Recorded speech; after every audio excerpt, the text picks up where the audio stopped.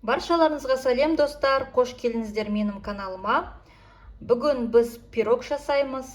Рецепт қызықты болса, менімен бірге болыңыздар. Құрамы үйдегі бар ингредиенттен тұрады. Ол үшін бізге қажет болады ұн. Кез келген ұн қолдануға болады. Бүгін мен цельнозерновая ұнды қолданамын. 1 стакан ұн қажет болады. Жарты стакан қант, жарты стакан сұйық май, одан соң 3 жұмыртқа. Жұмыртқамызды алып, ыдысымызға құямыз. Одан соң қант. Рецепт бойынша 1 стакан қант салу керек. Мен жарты стакан қант саламын.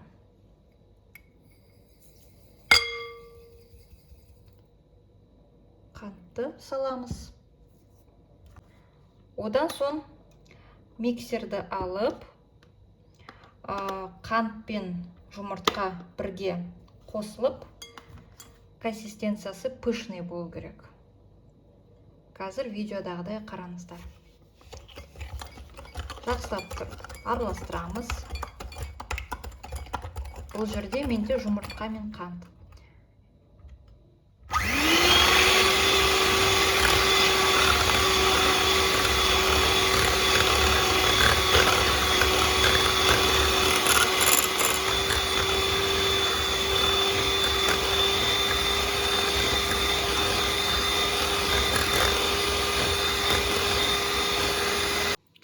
Массамыз осындай болып шығу керек.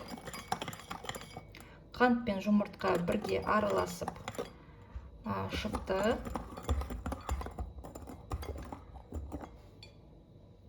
Осылай шығады. Одан соң бізге қажет болады сұйық май. Үстіне сұйық май құямыз. Одан соң тағы да миксерден өткіземіз.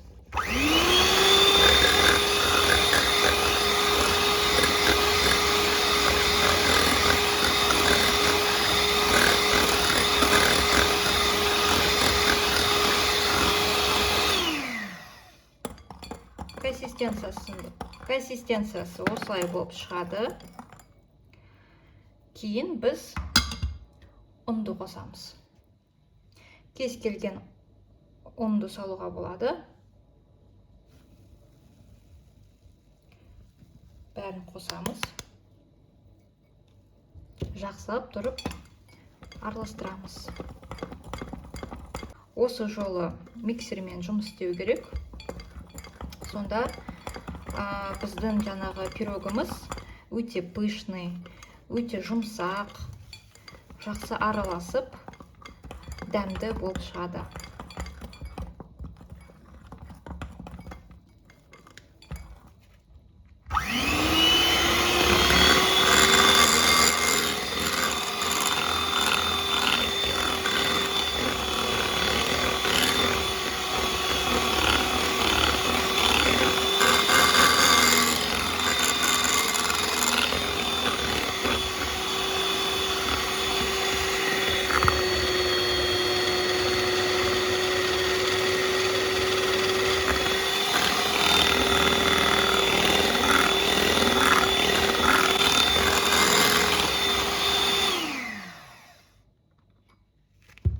Достар, дайын болды біздің масса.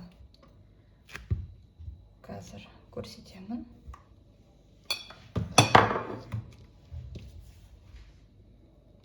Осындай консистенциясы осындай шығады.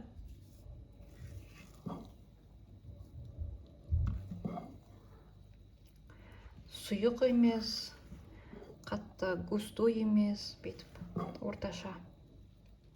Осындай шығу керек.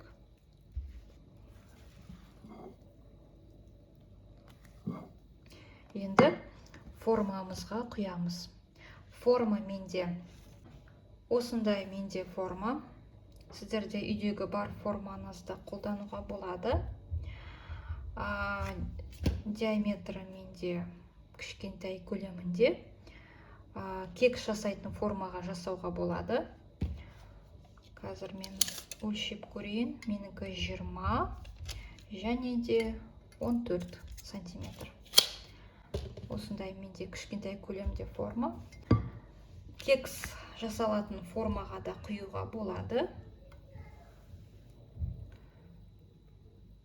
Осылай қазір біздің массамызды формамызға құямыз. 180 градусқа духовкамызды қыздырып қояйық. Менде 180 градусқа қосып қоямыз. 20-30 минут ішінде піседі пирогымыз. Қазір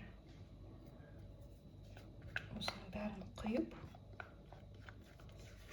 құрамы өте оңай дайындалады.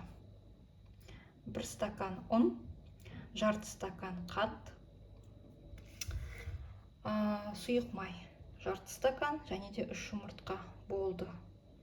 Осы ингредиенттен тұрады. Венчикпен істеп көрмедім. Егер де сіздерде миксер болмаса, венчикпен білмедім қалай шығады екен.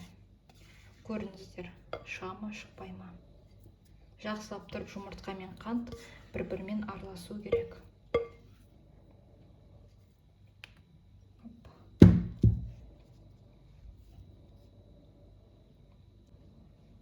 Пирогтың массасы осындай болып шығады. Қыздырылған духовкаға 180 градусқа қойып қоямыз. Шамамен 30 минуттай піседі. Достар, менде пирогым пісті. Енді тексеріп қарап көрейік. Менде міне зубочистка. Жаңа духовкадан шығардым. Алдында да бір тексеріп өттім. Тесігі, зубочистканың тесігі. Қазір зубочисткамен көріп, қарап көрейік. Тағы да көрсетем. Осындай сухой болса зубочистка, онда пісті. Біздің пирогымыз дайын. Ал енді кесіп көрсетейін. Пирог өте қазір ыстық болып тұр. Жаңа ғана духовкадан шығардым. Иісі деген күшті, керемет болып тұр.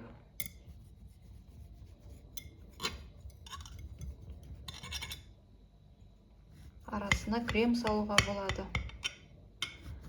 Бұл пирог бисквит сияқты. Шайға өте дәмді. Қантты өздеріңіз қарайсыздар. Осы жолы мен қантты көп салған жоқпын.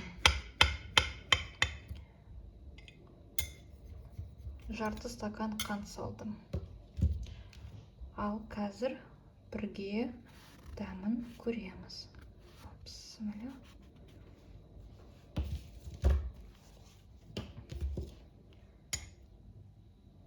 Қазір мына жерге салайын. Кексқа ұқсайды.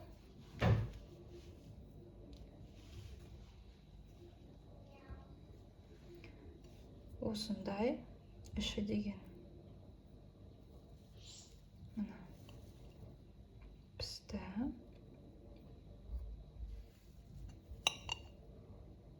Міндетті түрде осы рецептпен істеп көріңіздер. Мінеке осындай воздушный болып шығады.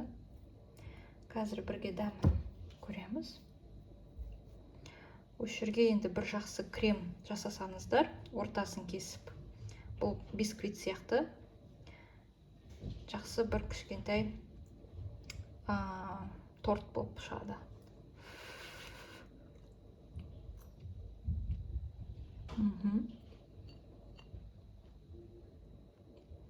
Пісті.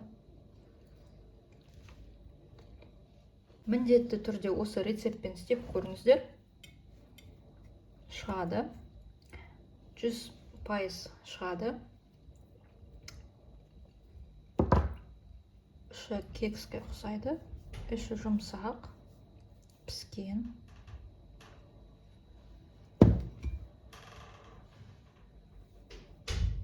Міне. Сіздермен болған Динара. Келесі кездескенше сау болыңыздар.